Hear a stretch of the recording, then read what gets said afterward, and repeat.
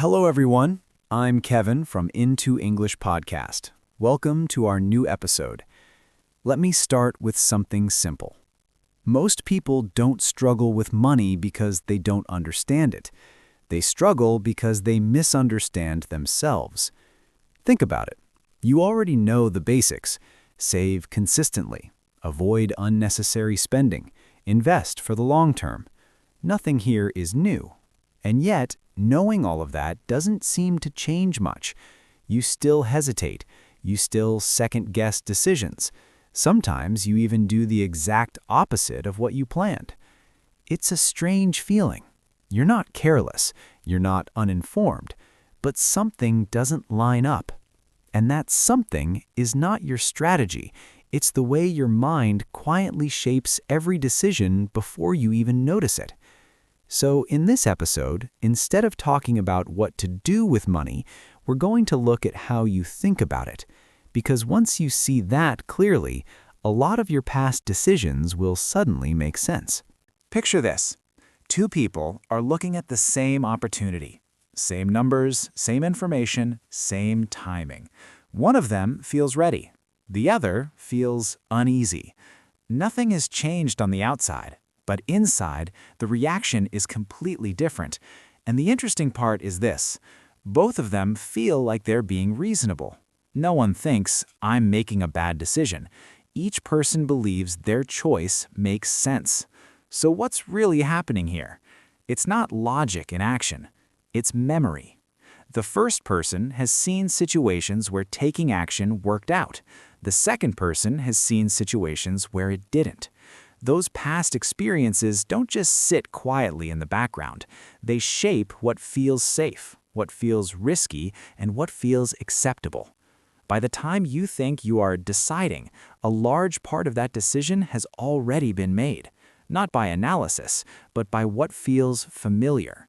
And familiarity has a strong influence. It doesn't prove something is right. It simply makes it easier to accept. There's a common belief that if you make good choices consistently, you will get good results. And in some areas of life, that's mostly true. But with money, the connection is not always so clear. You can follow a well-thought-out plan and still end up with disappointing results. At the same time, someone else can take a messy approach and still succeed. When you see that, it feels unfair. But it's also real, because outcomes are not shaped by effort alone. Timing plays a role. So does chance. So do factors you don't see. And this creates a subtle illusion. When things go well, it feels like confirmation. You believe your approach is correct. You trust your judgment more. But when things go wrong, it feels personal. You start questioning yourself. You assume you made a mistake. In both cases, you are overestimating how much control you actually have, not because you're careless, but because you're only seeing the visible part of the process. The hidden part is always there. You just don't notice it. Now let's shift to something even more influential. Stories. Not complex ones, simple ones, the kind that are easy to follow. You hear about someone who made a lot of money from one decision. Maybe it was an early investment. Maybe it was starting something at the right time. The details don't even matter that much. What matters is how the story feels. Clear, direct, convincing. It creates a smooth line between action and result. And because that line feels easy to understand, your brain accepts it quickly. If they did this and it worked, then this must be a good idea. But what's missing is everything that didn't work. All the similar attempts that led nowhere. All the decisions that didn't turn into success stories. Those don't get told. So the picture becomes incomplete.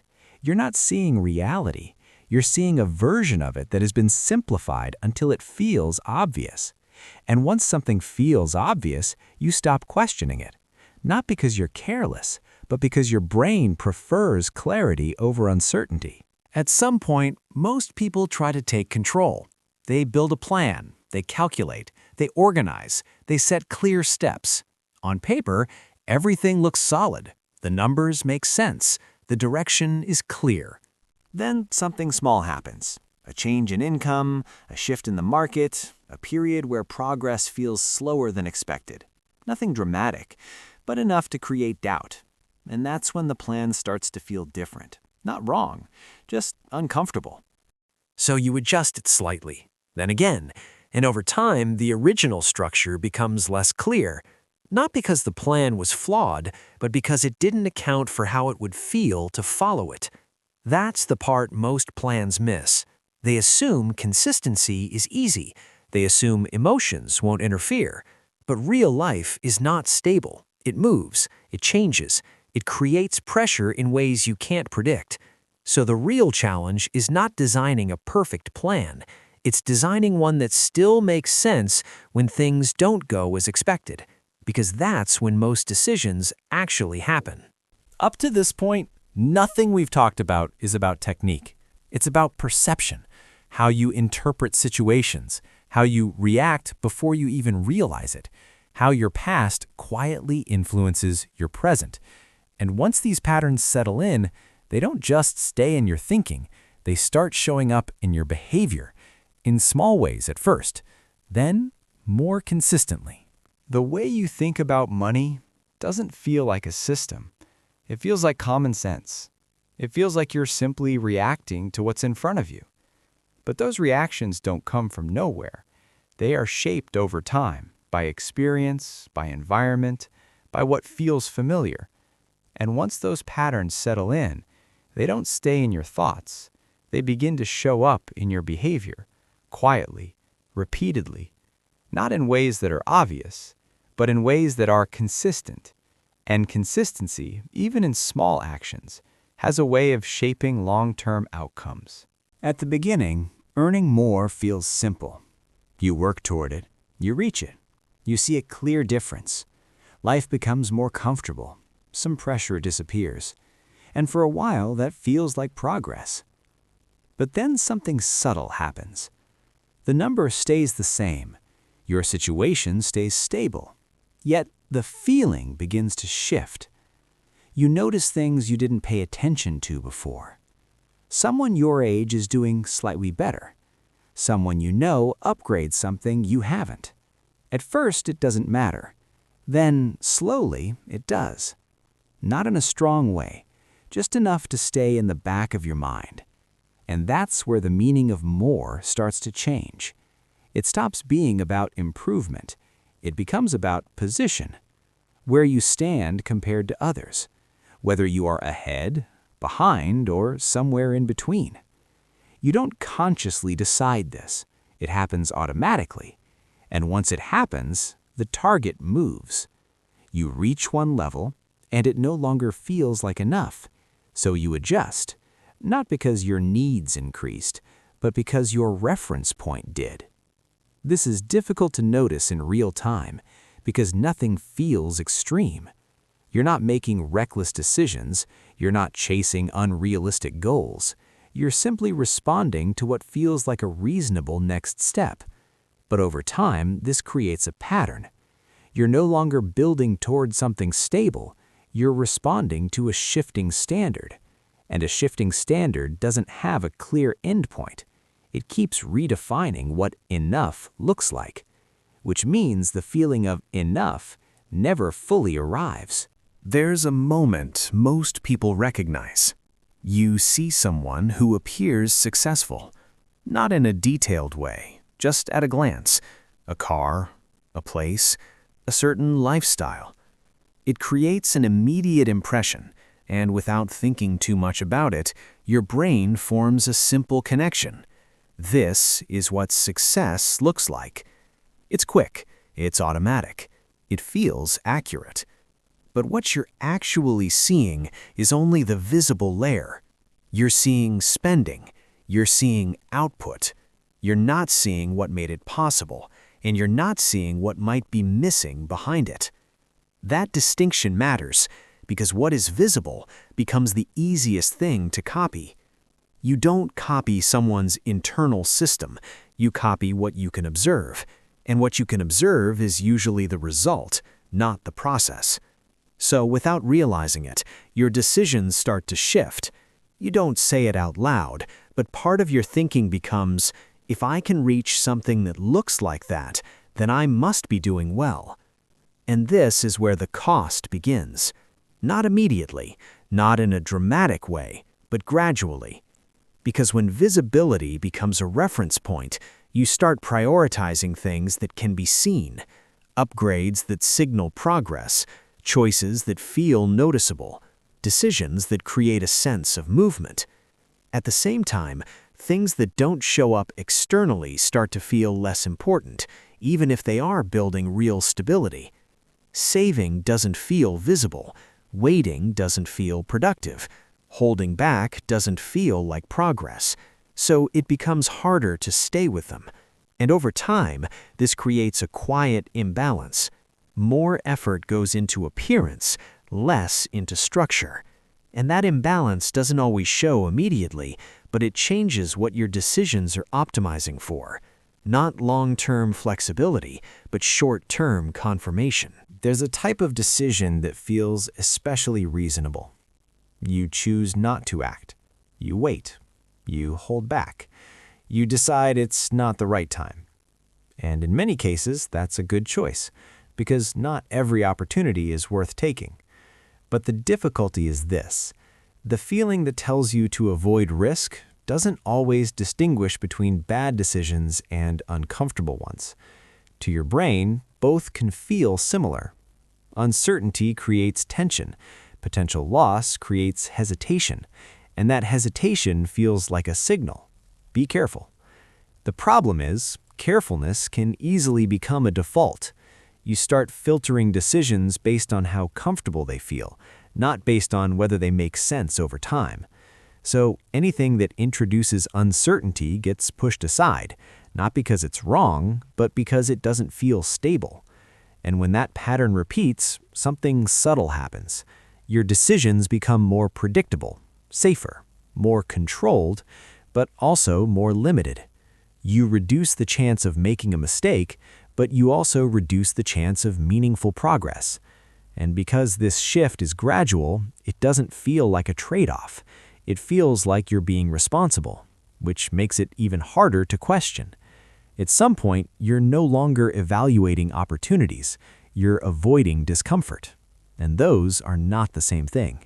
Saving is often described in practical terms. Put money aside, prepare for the future, work toward a goal. And while those ideas are correct, they don't fully explain why saving matters. Because the real value of saving is not in what it allows you to buy, it's in what it allows you to choose. Imagine two situations. In one, you have no margin. Every decision depends on your current income. Every change creates pressure. In the other, you have some room, not unlimited, but enough to wait, enough to think, enough to say no when something doesn't feel right. From the outside, both situations might look similar. Same job, same lifestyle. But internally, they are very different. In the first, decisions are often reactive. You respond to what happens.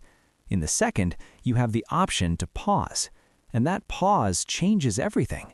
Because once you have space, your decisions become less urgent, less driven by immediate pressure, more aligned with what actually makes sense. This is why saving is not just a financial habit, it's a structural advantage. It gives you control over timing. And in many cases, timing matters more than the decision itself. When people think about improvement, they focus on results. A better outcome, a higher return, a clear sign of progress. And naturally, they look for ways to reach that point faster. More efficient strategies, better timing, smarter decisions. But what often gets overlooked is the experience between the start and the result. The part that doesn't look impressive. Periods where nothing seems to happen. Moments where progress feels unclear. Times when things move backward before they move forward. That part is uncomfortable. And because it's uncomfortable, there's a tendency to avoid it, to adjust too early, to switch direction too quickly, to look for something that feels more certain. But in doing so, you interrupt the very process that would have worked if given enough time.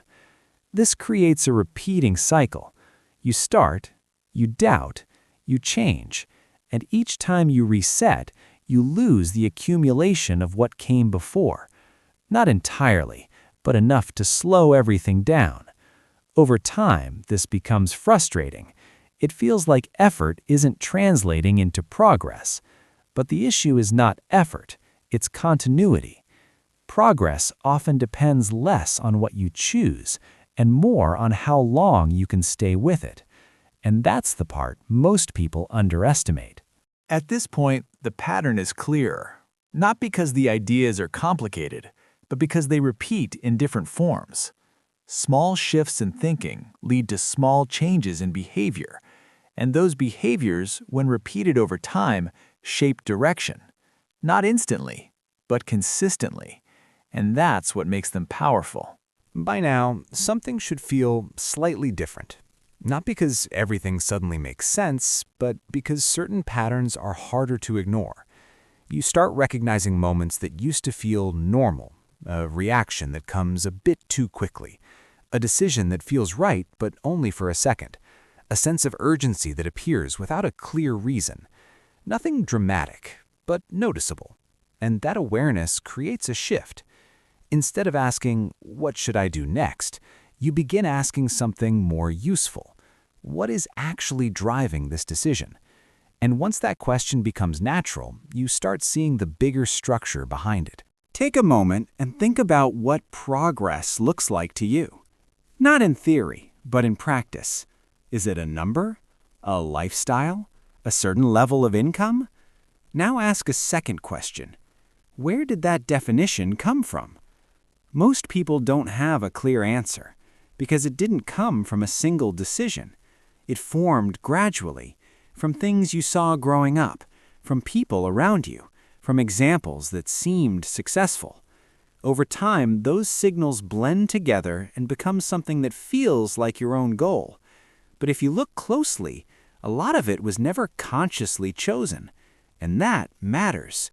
Because once you accept a goal without questioning it, you also accept the system that comes with it, the pace, the risks, the trade-offs. For example, if your definition of success is speed, then everything slow will feel wrong. If your definition is visible progress, then anything invisible will feel like failure, even if those invisible things are actually building long-term stability. That's where the conflict begins. You're not failing. You're just playing a game that doesn't fit how you want to live. But it feels that way. It feels like you need to try harder, push more, adjust again. So you keep going. Not because it's working, but because stopping feels like losing. Clarity doesn't come from doing more. It comes from stepping back and deciding which game is actually worth playing. At first, paying attention feels like an advantage.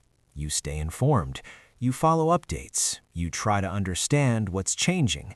It feels responsible, and in some situations, it is. But there's a point where attention turns into overload. You check something once, then again later in the day.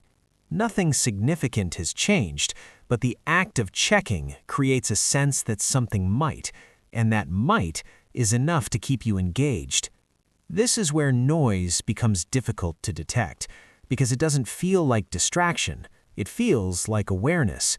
But awareness without structure leads to reaction. You see a shift, you adjust. You hear a new opinion, you reconsider. You notice a trend, you question your current position. Individually, each reaction seems reasonable, but over time, they add up. And what you end up with is not a clear direction, but a series of small adjustments that pull you away from consistency.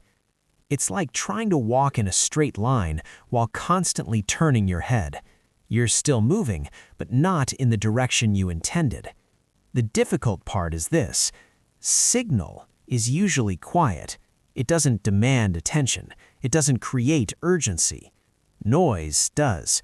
So if your decisions are driven by urgency, there's a high chance you're responding to something that doesn't matter long term. And once that becomes a habit, stability becomes harder to maintain, not because you lack discipline, but because your attention is constantly being redirected. When people talk about improving their situation, they often focus on actions, what to do next, what to change, what to optimize. But stability is not built from isolated actions. It's built from repeated behavior under different conditions. And that's where things become less comfortable. Because consistency sounds simple when everything is going well. You follow your plan, you stay aligned, you feel in control. But consistency during uncertainty feels very different.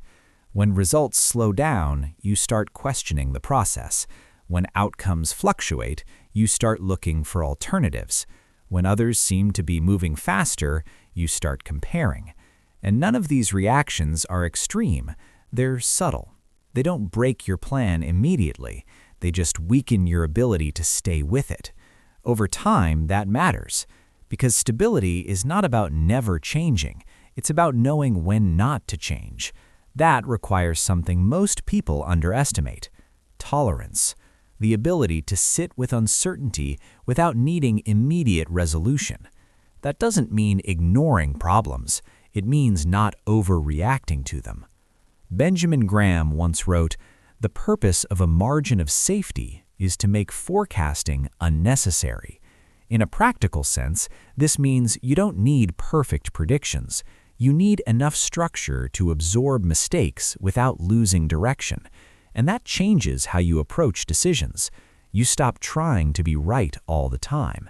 You focus on staying consistent over time. There isn't a single moment where everything becomes clear. It happens gradually. You begin to notice patterns earlier. You recognize familiar reactions before they fully take over. For example, you feel the urge to act quickly. Before, you would follow it immediately. Now, there's a slight pause. Not long, just enough to question it. Is this actually necessary? Sometimes the answer is yes. Often, it isn't. That small pause creates distance, and that distance changes your response. Instead of reacting automatically, you start choosing more deliberately. Over time, those choices align, not perfectly, but consistently enough to create a different trajectory. And that's when things feel different. Not easier, but clearer. You still face uncertainty. You still deal with fluctuations, but they don't carry the same weight because you're no longer relying on constant confirmation. You're relying on a structure that you understand. And once that happens, progress stops feeling random. It becomes something you can recognize, even when it's slow.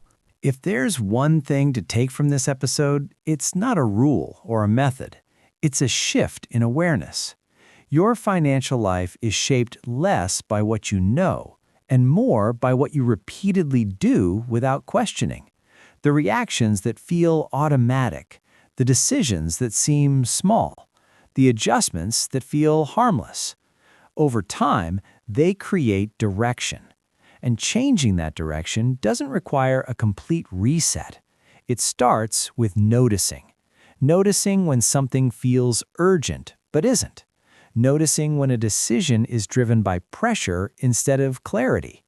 Noticing when you're reacting instead of choosing. Because once you see those moments, you don't need to control everything. You just need to interrupt the patterns that don't serve you. And that is often enough. Thanks for being here. If this episode made you pause, even for a moment, then it's already useful. You don't need to apply everything at once. Just take one idea and notice where it shows up in your life. And from there, things tend to change more naturally than you expect. I'll see you in the next episode.